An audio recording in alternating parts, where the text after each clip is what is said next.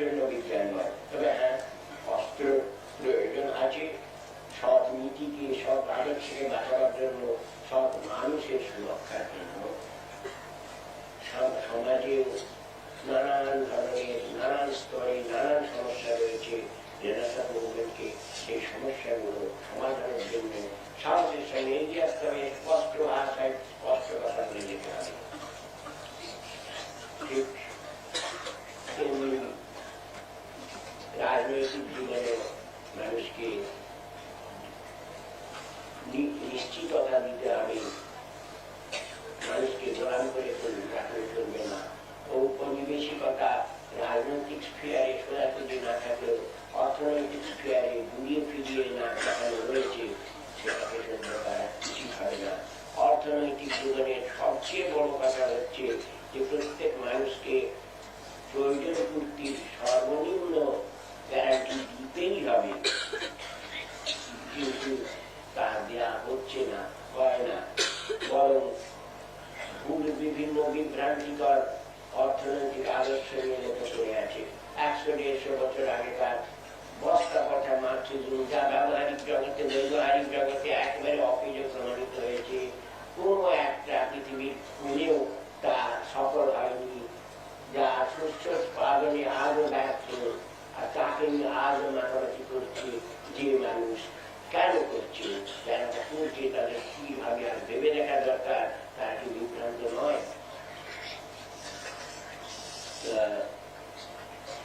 আর সাংস্কৃতিক জীবনের কথা তো বলারই নয়। মানুষকে তার সাংস্কৃতিক উন্নয়নের পথে যেতে দিতে হবে। সংস্কৃতি বিশ্বমান হবে এক। স্থানীয় অভিপ্রকাশে পার্থক্য আছে, কিন্তু মূলীভূত সত্য একই। সমাজ জীবনে যেমন রয়েছে বায়োলজিক্যাল, জীবতাত্ত্বিক পার্থক্য রয়েছে, কিন্তু প্রয়োজন তো সবাইকার। একটা মানুষ যেমন বাঁচতে চায়, একটা পায়রাও তেমনি বাঁচতে চায়, একটা গরুও তেমনি বাঁচতে চায়, একটা গাছও তেমনি বাঁচতে চায়। তাদের বাচ্চাটা মেনে নিতে হবে, না মানলে চলবে না। তাদেরও প্রাণ আছে। প্রাণায় যথাত্মনিষ্ঠা ভূতানাং বিজেকতা আত্মপান্যেন ভূতানন্দানি কুর্বন্তি সাধবা।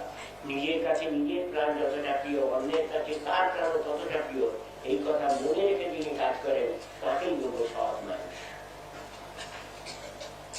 তো বর্ণভেদ, কালো ফর্সা, হলদে, এসব কি? এটা তো বাইরের প্রভাব, ভেতরের মানুষ কোথায়? এই কথাটা মনে রেখে সব মানুষকে সমান অধিকার দিতে হবে, মানতে হবে। স্ত্রী পুরুষ ভেদ কেন? মেয়ে বলে কি তার অধিকার থাকবে না? সে কি গরু ছাগল না কাপড়ের বস্তা যে বিয়ের সময় একজন তাকে আরেকজনের কাছে দান করে দেবে? মানুষ মানুষকে দান করবে, কিন্তু কৃতদাসপ্রথার মতো হলো, মানুষ মানুষকে দেখবে, মানুষ মানুষকে দান করছে। একই তো আমাদের দেশে বা গোটা পৃথিবীর মেয়েদের অন্যত্র এই প্রবলেমটা এরকম ভাবে নেই। মেয়েদের মধ্যে সাহস, বৃদ্ধি, বুদ্ধি অভাব আছে বলেই তারা এতদিন এটা সহ্য করে গেছে। কিন্তু কত বড় অপমান ভাবা যায় না। এর চেয়ে রাস্তায় চাবুক মারা কম অপমান। মেয়েরা কি বলছো, এটা সহ্য করা উচিত? কি কাপড়ের বস্তা নাকি বোমা তোমার বাড়িতে পৌঁছে দিয়ে গেল? এইরকম ব্যাপার আন্দোলনের জগৎ দিয়ে মানুষের মধ্যে চেতনা জাগিয়ে মূলচ্ছেদ করে। মানসিক জগতেও কি কম ঝঞ্ঝাট রয়েছে, রয়েছে মানসিক স্তরে উদ্ভূত, সার্বিক স্তরে অবনীত রোগ, ডগমা, ভাব জড়তা। মনের মধ্যে বাসা বেঁধে রয়েছে অমুক জাত খারাপ, অমুক জাত স্বার্থপর। এসব কি আগে বাজে জিনিস? এইগুলোকেই বলি ডগমা, আর সেগুলো সে ছাড়তে পারে না।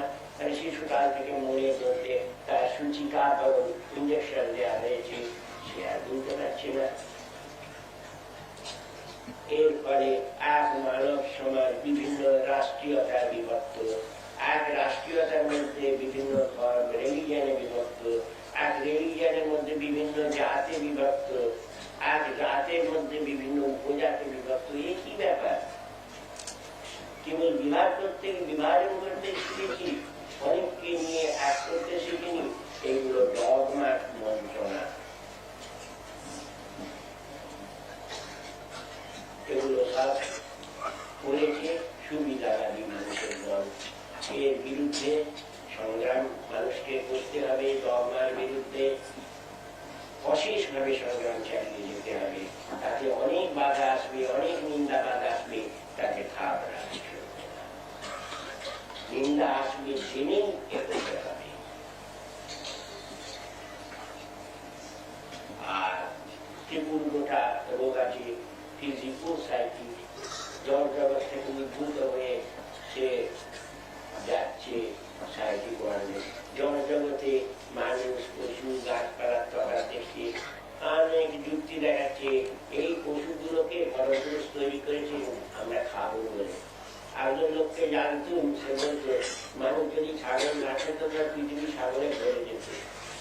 একজন বলতো মানুষ যদি মুরগি না খেত তার পৃথিবীতে এখন মুরগি হতো দু ধরনের স্থান থাকতো না। আরে বাবা, মানুষ তো শকুনি খায় না, তা পৃথিবীতে কি শকুনি ভুল হয়ে গেছে? কি বোকা, মানুষ তো কেঁচো খায় না, পৃথিবীতে কেঁচো ভুল হয়ে গেছে? তুই বাবু আগা ব্যাপারী, তো জাহাজের খবরের কি দরকার?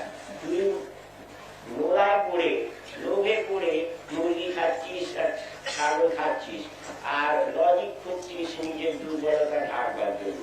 তো সব চালাকি চলবে। আর মনোজগতের মধ্যে যে তাতেও রয়েছে যে শান্তিপূর্ণ চিন্তা। কেউ ভাবে আমরাই শাসন করবার জন্য, ওরা শাসিত হবার জন্য। এইসব ভুল ধারণার বশবর্তী মানুষ প্রদমন অবদমনের পথ নেয়। আর এক শ্রেণীর মানুষ অন্য সারা শ্রেণীকে শোষণ করে চলে, আর যে শোষিত হয় সে মানসিক অবক্ষয় করতে থাকে। এর বিরুদ্ধে আন্দোলন সক্রিয় হতে হবে। মানুষকে ভুল দর্শনগুলোর হাত থেকে বাঁচাতে হবে। আর থাকছে সাইকো স্পিরিচুয়াল, যার উদ্ভূতি মানসিক জগতে গতি অধ্যাত্ম জগতে। এর পথটা হচ্ছে অনেককে নিয়ে এক করা, কিন্তু ভুল দর্শনের ফলে এককে মানুষ অনেক করে ফেলে। মানুষের মধ্যে ভেদ সৃষ্টি হয়, রিলিজনে রিলিজনে, রাষ্ট্রে রাষ্ট্রে ভেদ সৃষ্টি হয়। আর এর বিরুদ্ধে মুভমেন্ট চালিয়েই যেতে হবে রেনেসাঁসকে, যাতে সব মানুষ মিলে মিশে হাতে হাত মিলিয়ে এগোতে পারি। আর সবচেয়ে শেষের উদ্যোগটা আধ্যাত্ম জগতে। এ জগতে ভাবকে, মানুষের যা কিছু তাকে আধ্যাত্মিকতায় রূপান্তরিত করতে হবে। ভাবকে